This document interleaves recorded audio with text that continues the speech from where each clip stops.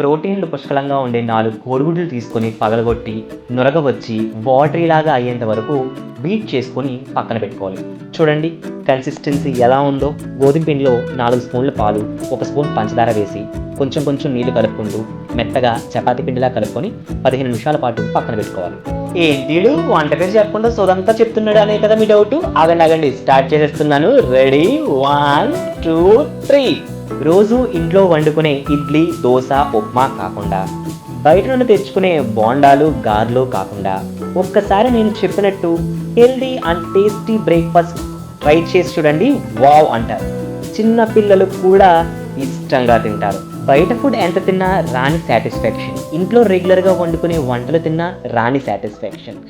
వెరైటీగా, హెల్దీగా, టేస్టీగా ఉండే వంటలు చేసుకుని తింటే ఆ ఫీలే వేరు, ఆ సాటిస్ఫాక్షన్ వేరే లెవెల్. సమ్మర్ హాలిడేస్ కాబట్టి వంటగదిలోకి వెళ్ళి మంట ఎక్కువైనా వంట చేస్తున్నాను, లేదంటే మనం అస్సలు వంట గదికి వెళ్ళము.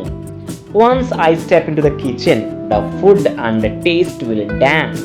ఐటమ్స్ చూస్తుంటేనే నోరూరిపోతుంది కదా, మరింకెందుకు ఆలస్యం, వెంటనే చేసేయండి, అందరికీ పెట్టేయండి, అందరూ మెప్పులు పొందేయండి.